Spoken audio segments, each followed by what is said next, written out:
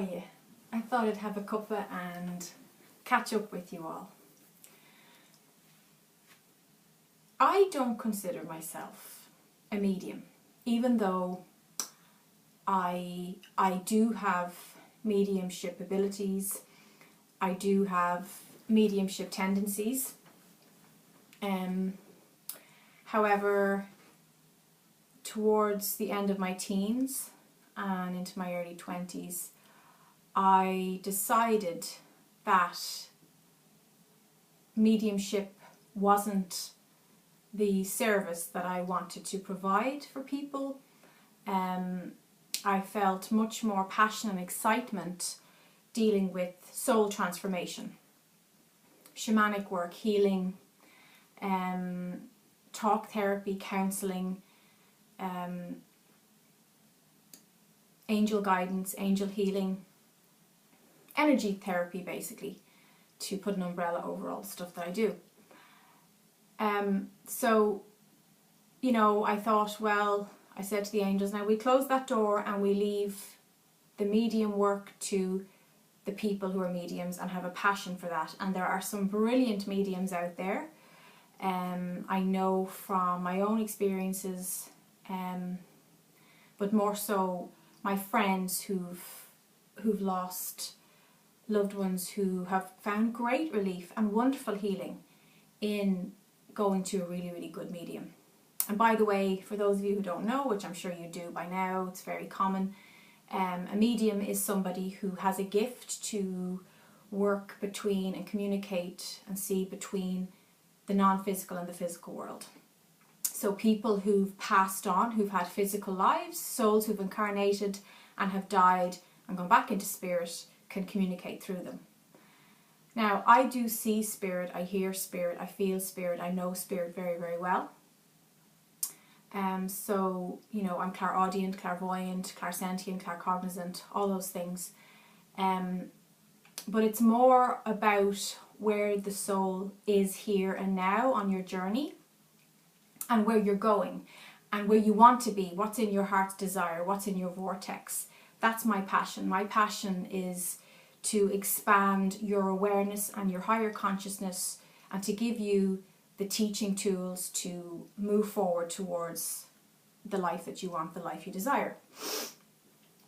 But recently it's been interesting. Wow, that light is really, really bright. It's a really bright, it's one of those weird bright days here. It's cloudy, but it's bright. Maybe I'll just try and pull that down a bit. Hang on. Let's give us a little bit of shade. I don't know if that's any better. Anyway, in the last few weeks, there's been a lot of medium activity with me, and specifically a thread of very, very young souls, what spirit would call baby spirits, you know, souls who incarnated for a short time, and then decided then would go back to source, would go back to the non-physical, so leave their physical body. And you know, of course, that causes a lot of pain and grief for the families left behind. And it's been an honour to do this work. Like I said, I don't invite in, when people come to me for healing, I don't invite in conversations with people who passed over, because I do feel there's people out there who do that really well, and that's a different session.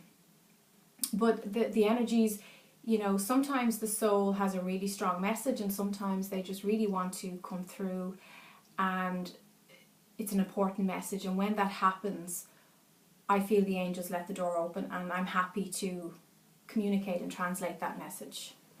So it's just wondering if any of you other healers out there, empaths, light workers, you know, we all have different names, if any of you were having similar experiences, that you really feel your repertoire, and I have a very large repertoire of gifts that I bring to people who seek healing, but I just feel like it's like the angels are trying to very gently guide me in that direction as well, and say, well, you know, we can we can add another string to your bow. So I was just wondering if anybody else out there who's doing this work, if you notice that your gift's expanding, and you know, when I tune in, it's very much about 5D, the fifth dimensional reality, and everything expanding. So including our gifts, including our talents, including our natural abilities. And I've always known that, I've seen that people who are healers and do energy work, there is an expansion, usually an expansion of abilities as one gets older. You know, it's like you really grow into the energy bodies, you really grow into being able to contain that very powerful energy of dealing with the non-physical, because it is a powerful energy. So when a soul does come through, you know, it's ripples of electricity in my body, and sometimes I have to take lots of deep breaths and almost like I can sometimes well up with tears as well, because I can feel the emotion. Wow, the light's really changing here rapidly. I can feel, wow, that's blinding. I can feel the emotion of the soul and the message and the excitement of finally getting that message through.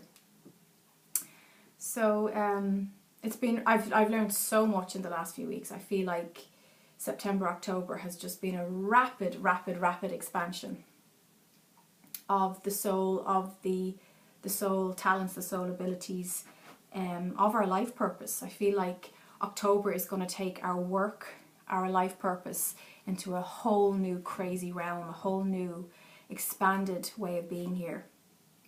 And I'm struggling to talk through this intense sunshine, which is lovely, but it's hard to do a video. That sun just burst through those clouds. I'll probably have to leave it there. So happy October. I will be doing an October Ascension energy update video soon. Received all those downloads today. I think October is going to be, it's going to be tough on some of us, you know. It's going to certainly challenge us, and I feel like we're wrapping up on if you look at my previous videos, the latest ones are talking about the throat chakra and how we're really being pushed to use our throat and have a voice, you know, to speak our truth and to stand in our power. And many of us have had challenges that have really pushed us to say, now this is your chance.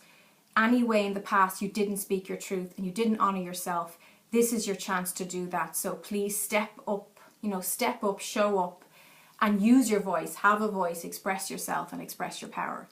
And yeah, that's what I've been learning to do. And I had an experience yesterday where I really had to break the pattern of not speaking up for myself and just stuffing down and feeling disappointed and feeling like I didn't have a voice, you know, like being afraid to actually say, well, actually, no, this is how I really feel. This is my truth and how I feel right now about this.